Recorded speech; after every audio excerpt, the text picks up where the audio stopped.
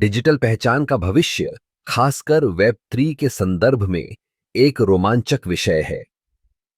आज हम जिस डिजिटल दुनिया में जी रहे हैं, उसमें हमारी पहचान का प्रबंधन एक महत्वपूर्ण चुनौती बन गया है। वेब 3, जो कि इंटरनेट का अगला चरण है, हमें एक नई दिशा में ले जा रहा है। वेब 3 का मतलब है विकेंद्रीकरण।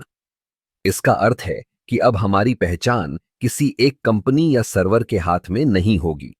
हम अपनी पहचान को खुद नियंत्रित कर सकेंगे। सोचिए, आपकी व्यक्तिगत जानकारी, जैसे कि आपका नाम, पता और अन्य संवेदनशील डेटा, अब किसी बड़े प्लेटफॉर्म पर नहीं होगा। यह सब आपके अपने हाथ में होगा। ब्लॉकचेन तकनीक इस प्रक्रिया का आधार है।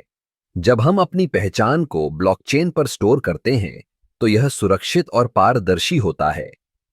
कोई भी व्यक्ति या संस्था आपकी जानकारी को बिना आपकी अनुमति के एक्सेस नहीं कर सकती। इससे न केवल आपकी गोपनीयता बढ़ती है, बल्कि धोखाधड़ी के मामलों में भी कमी आती है। अब बात करते हैं एनएफटी की।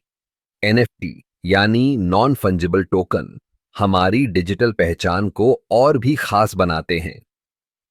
आप अपनी कला, संगीत या किसी अन्य डिजिटल सामग्री को एनएफटी के रूप में प्रमाणित कर सकते हैं।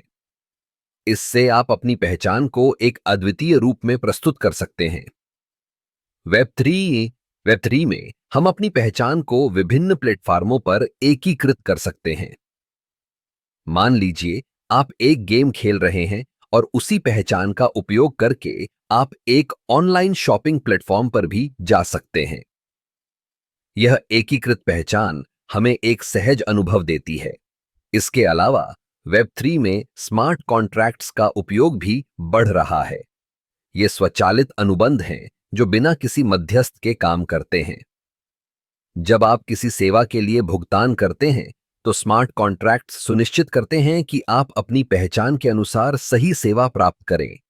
हालांकि इस नई तकनीक के साथ कुछ चुनौतियां भी हैं।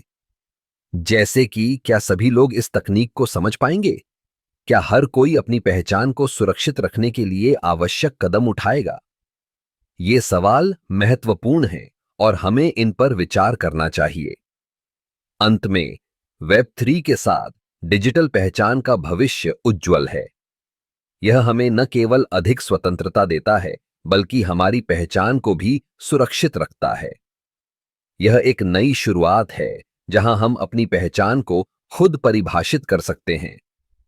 यह एक ऐसा युग है जहां हम अपनी डिजिटल पहचान के मालिक हैं।